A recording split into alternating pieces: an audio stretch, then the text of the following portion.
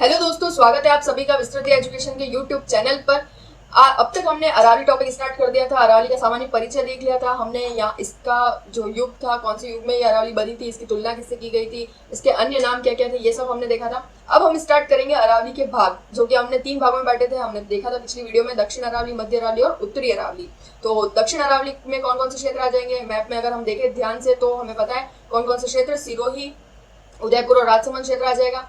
और आगे हम बढ़ते हैं, मध्य अरावली में कौन से क्षेत्र आएंगे, तो अजमेर से जयपुर तक का क्षेत्र आ जाएगा। और जयपुर से झुंझुनू तक का क्षेत्र कौन सी अरावली में आएगा, उत्तरी अरावली में आएगा। तो देखते हैं आगे इन तीनों अरावलियों के अंदर सर्वोच्च चोटियां कौन सी है, कहाँ से कहाँ तक ये विस्तृत है।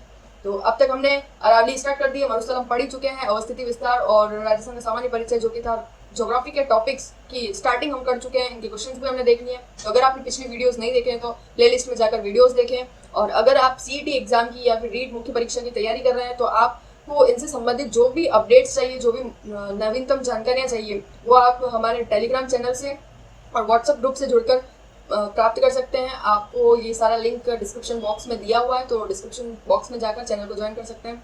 वीडियो को स्टार्ट करते हैं। हमारे आज के टॉपिक में हम क्या पढ़ेंगे, दक्षिण अरावली, मध्य अरावली और उत्तरी अरावली। उसके बाद हम इसकी महत्वपूर्ण ऊंची ऊंची चोटियां देखेंगे अरावली की, महत्वपूर्ण 10 तो देख लेंगे।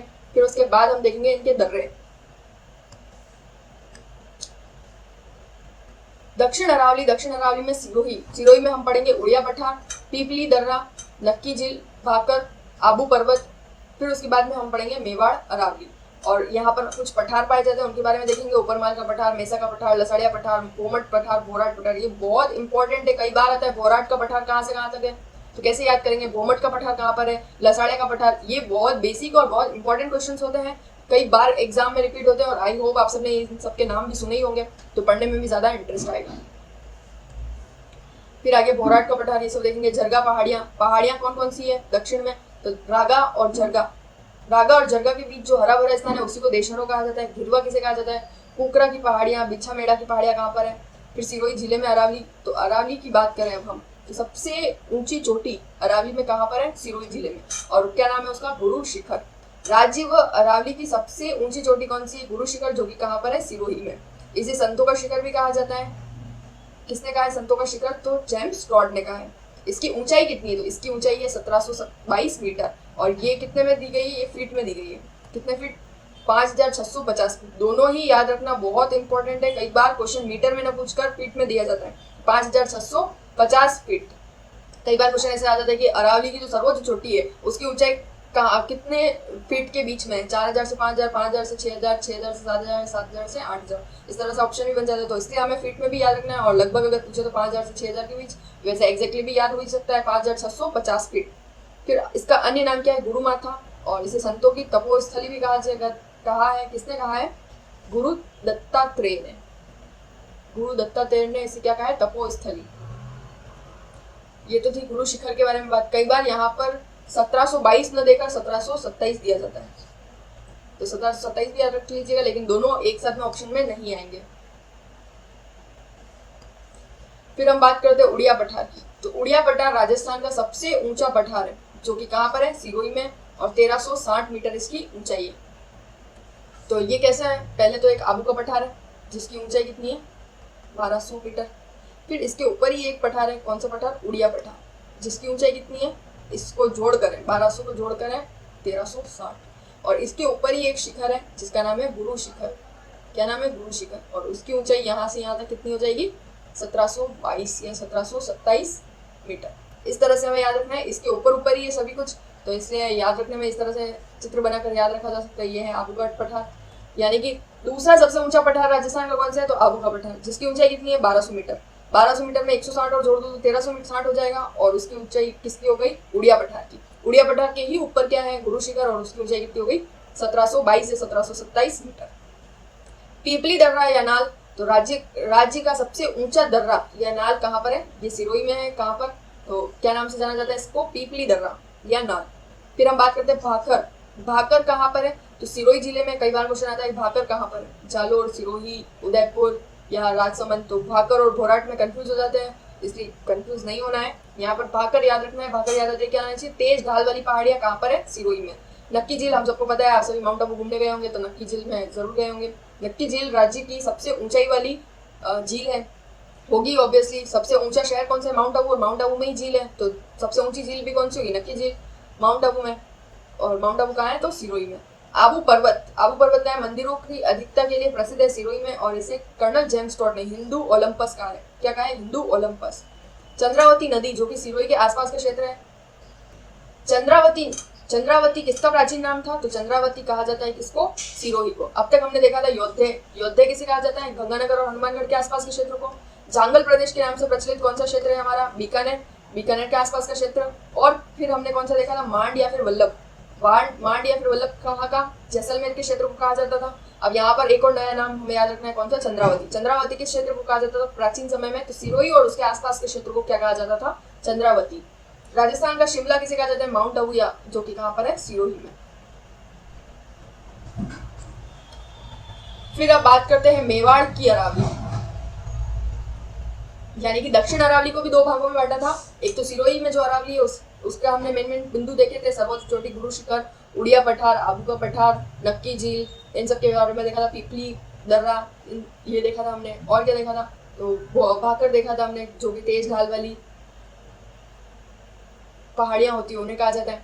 फिर इसके बाद में बात करते हैं कि मेवाड़ अरावली की। मेवाड़ अरावली में ऊपर माल का पठार जो कि कहाँ पर था? भीलवाड़ा में। बिजोलिया पहले भीलवाड़ा में आ जाएगा।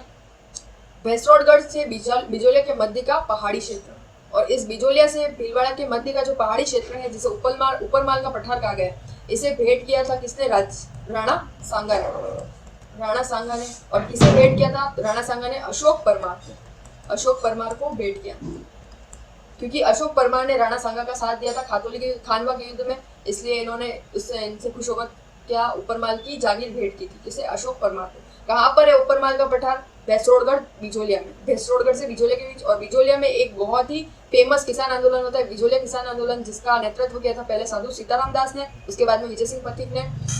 तो ये कब से कब तक हुआ था? 1897 से लेकर 1941 में। तो ये अब जब हिस्ट्री पढ़ेंगे तब हिस्ट्री में बिजोलिया किसान आंदोलन वापस आएगा, तब आपको याद रखना है, सारी चीजें लिंक करके चलनी है, geography, history, art and culture सबको एक साथ में मिक्स नहीं करना है, लेकिन हाँ थोड़ा बहुत पता होना चाहिए कि हाँ बिजोलिया कहाँ आएगा। बिजोलिया नाम आते ही बिल्कुल ब्लैंक नहीं होना है, बिजोलिया नाम आते ही आपको क्लिक होना चाहिए। भैंसरोडगढ़, चित्तौड़ से लेकर अजमेर में जो बिजोलिया नामक स्थान है उसके बीच का जो क्षेत्र है वो ऊपरमाल का पठार है। ये हम देखते हैं मेसा का पठार। मेसा का पठार कहाँ पर? चित्तौड़गढ़ जिले में, और मेसा के पठार पर ही चित्तौड़गढ़ दुर्ग भी बना हुआ है। कई बार क्वेश्चन आता है मेसा का पठार चित्तौड़गढ़ दुर्ग कौन से पठार या पर्वत पर है? तो मेसा के पठार पर है। आकार कैसा है इसका? मेसा के पठार का टोपी नुमा आकार है।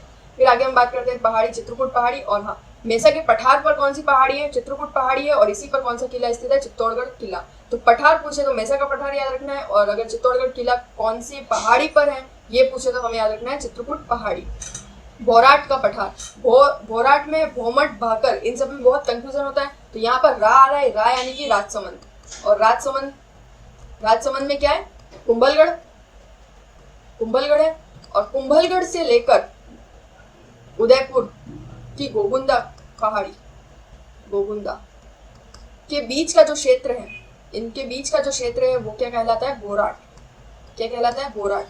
इस तरह से याद रखना है। भोराट में र आ रहा है, रा यानी राजसमंद, और राजसमंद में क्या? कुंभलगढ़। तो कुंभलगढ़ से लेकर गोगुंदा जो कि उदयपुर में, इन दोनों के बीच में जो क्षेत्र है उसे क्या कहा जाता है? भोराट का पठार। ये लिख रखा है मध्य पहाड़ी भाग है, और ये उदयपुर से राजसमंद के बीच का विस्तार है। इसमें गोगुंदा से कुंभलगढ़ के मध्य का पहाड़ी भाग है। ठीक है, नेक्स्ट फिर आगे बढ़ते हैं हम नेक्स्ट स्लाइड में। प्रसिद्ध आंदोलन कौन कौन से हुए? प्रसिद्ध आंदोलन हुआ है मेवाड़ में। कौन कौन सा? एक ही आंदोलन जिसका नेतृत्व किया था मोतीलाल तेजावत जी ने। फिर हम बात करते हैं आगे लसाड़िया का पठार कहाँ पर है? तो लसाड़िया का पठार राज्य में का सबसे उबड़ खाबड़ पठार है, और कहाँ पर है ये? तो राजसमंद, जयसमंद झील के आसपास। कहाँ पर है जयसमंद झील? उदयपुर। उदयपुर से जब सलूम्बर की तरफ जाते हैं और सलूम्बर के उधर राजसमंद झील के आसपास जो उबड़ खाबड़ जो क्षेत्र है उसे क्या कहा गया है? लसाड़िया पठार कहा गया है। देशहरो क्या था? देशहरो रागा से झरगा के बीच का जो हरा भरा क्षेत्र है उसे क्या कहा गया है? देशहरो। इसका विस्तार भी कहाँ पर है? उदयपुर में। गिरवा किसे कहा जाता है? गिरवा कहा जाता है उदयपुर शहर के चारों ओर जो तश्तरी नुमा, जब हम उदयपुर को ऊपर से जब देखते हैं तो चारों ओर से ये जो जिला है वो पहाड़ियों से घिरा हुआ है और बिल्कुल तश्तरी नुमा आकृति में उभरा हुआ है, तो इसलिए इसे क्या कहा जाता है? गिरवा कहा जाता है। कुकरा की पहाड़ी कहाँ पर है? राजसमंद में। इंपॉर्टेंट है, याद रखना है। कुकरा पहाड़ी कहाँ पर? राजसमंद। बिच्छीमेड़ा पहाड़ी कहाँ पर है? उदयपुर में। और यहाँ से कौन सी नदी निकलती है? ये आयरन नदी नहीं है, आयरन नदी यहाँ से नहीं निकलती, आयरन नदी गोविंदा पहाड़ी से निकलती है। आप कमेंट बॉक्स में बताइए बिच्छीमेड़ा हिल से कौन सी पहाड़ी निकलती है। और उदयपुर को क्या कहा जाता है? झीलों की नगरी, सबको पता है, लेक सिटी के नाम से जाना जाता है। पहाड़ों की नगरी, तो पहाड़ों की नगरी कहा जाता है डूंगरपुर को। यहाँ कंफ्यूज नहीं होना है, ऐसा नहीं सोचना है कि सिरोही में ज्यादा तक पर्वत चोटियां या ज्यादातर विस्तार उदयपुर में है अरावली का, तो पहाड़ों की नगरी उदयपुर या फिर सिरोही होगा। ऐसी गलती नहीं करनी है। पहाड़ों की नगरी किसे कहा गया है? डूंगरपुर को।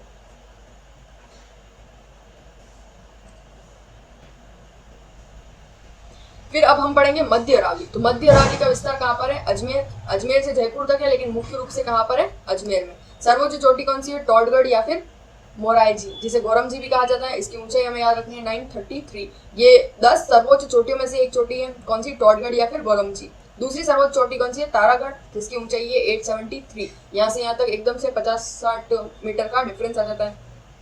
इस पहाड़ी का जो प्राचीन नाम था, क्या नाम था? विट्ठल पहाड़ी।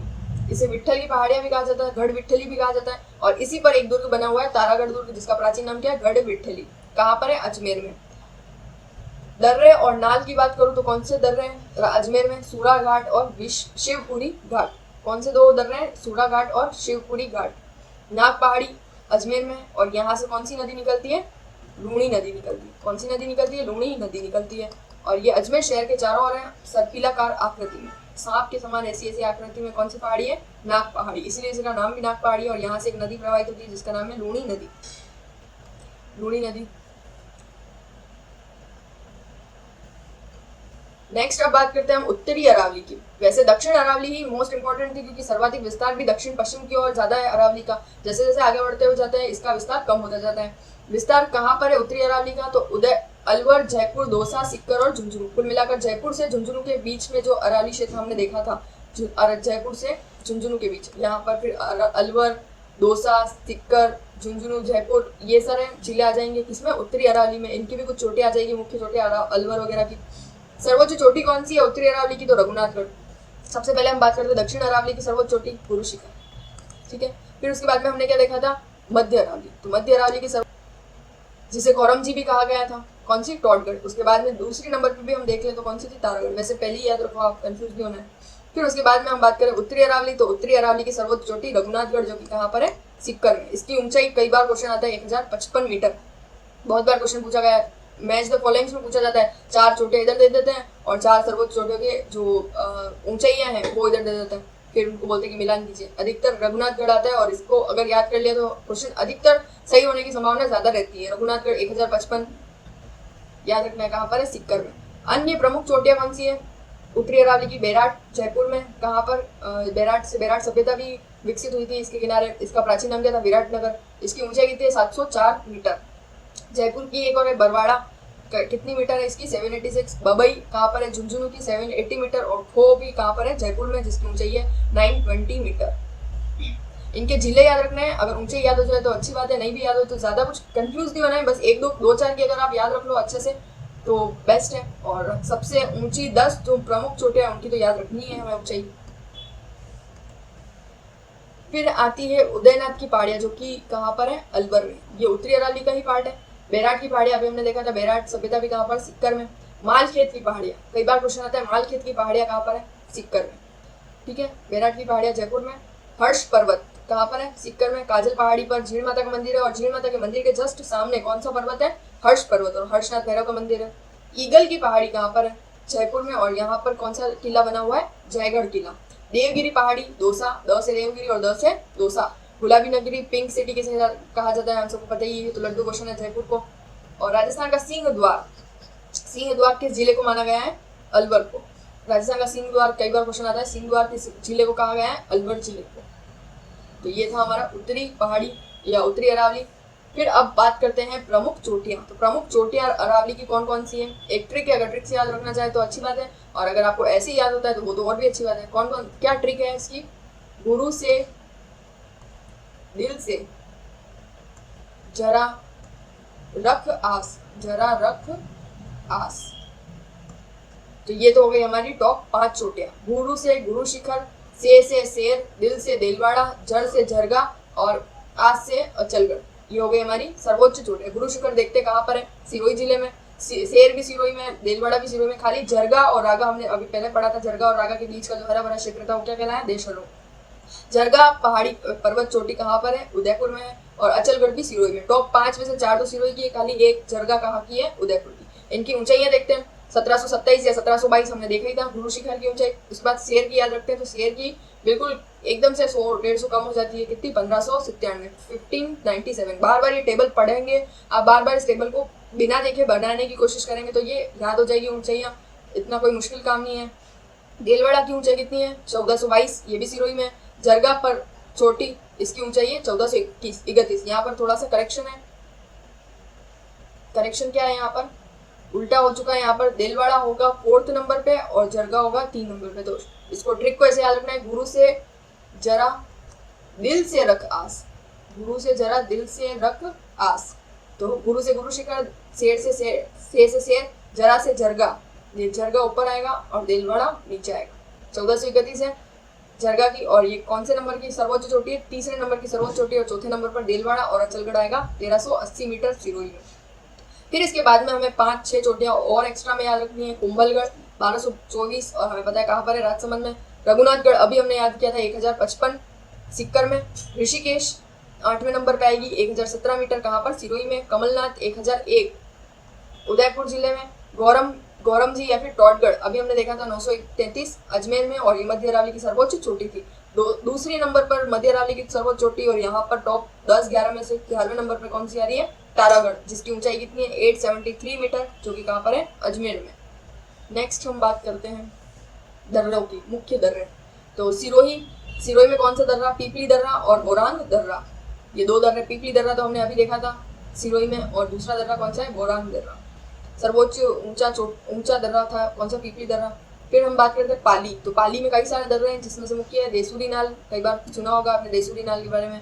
सोमेश्वर की नाल, बर दर्रा, ये सारे दर्रे कहाँ पर है, पाली। यानी कि पाली मारवाड़ का क्षेत्र है। मारवाड़ को मेवाड़ से जोड़ने के कार्य कौन से दर्रे कर रहे हैं, देसूरी नाल, सोमेश्वर नाल, बर दर्रे। उदयपुर में कौन कौन से दर्रे हैं, देवारी की नाल, फुलवारी की नाल, हाथी दर्रा और केवड़ा की नाल। ये 4 दर्रे मुख्य रूप से कहाँ पर है, उदयपुर में है। और फुलवारी की नाल से कौन सी नदी निकलती है, साबरमती नदी निकलती है। फिर उसके बाद हम आगे बात करते हैं तो राजसमंद में कौन सा, गौरम घाट, कमली घाट, झीरावल की नाल, ये सारे कहाँ पर है, राजसमंद जिले के दर्रे। फिर अजमेर के दर्रे हमने देखा था, सूरा घाट और शिवपुरी दर्रा। ये इंपॉर्टेंट है क्योंकि अधिकतर हमें दर्रे पाली, सिरोही, उदयपुर इनके तो याद होते हैं, लेकिन सूरा घाट कहाँ पर है तो वहाँ हम कंफ्यूज हो जाते हैं, अजमेर हमारे दिमाग में आता नहीं है। तो ये जो 2 दर्रे हैं, ये मेरवाड़ा अजमेर का जो क्षेत्र था वो मेवाड़ और मारवाड़ के बीच का क्षेत्र था, इसलिए इसको मेरवाड़ा नाम दिया गया। मेरवाड़ा को मारवाड़ से जोड़ता है, ठीक है। फिर है नोट, हम याद रखेंगे कि अरावली प्रदेश की भूगर्भिक बनावट का वर्णन करने वाला व्यक्ति अलेक्जेंडर मैकमिलन हेरोन है, जिसका जन्म कब होता है, 1923 में। तो ये था हमारा अरावली का जो टॉपिक, वो यहाँ पर कंप्लीट होता है। इसके बाद हम भौतिक प्रदेश में 3रे नंबर का टॉपिक हम पढ़ेंगे, पठार या फिर मैदान, जो भी होगा हम देख लेंगे। अब तक अगर आपको वीडियो अच्छा लगा हो तो लाइक कीजिएगा, शेयर कीजिएगा, चैनल को सब्सक्राइब करना ना भूलें। और वीडियो जो आपने प्रीवियस वीडियोस नहीं देखे हैं तो उनको कंटिन्यू देखते रहिएगा, तभी आगे बढ़ते रहिएगा। बाकी बीच में से स्टार्ट करेंगे तो आपको ज्योग्राफी में इंटरेस्ट नहीं आएगा। शुरू से स्टार्ट करेंगे, मैप को देखते हुए स्टार्ट करेंगे तो आपका भी इंटरेस्ट बढ़ता जाएगा। Thanks for watching our video. मिलते हैं नेक्स्ट वीडियो में, तब तक देखते रहिएगा, साथ बने रहिएगा। Thank you.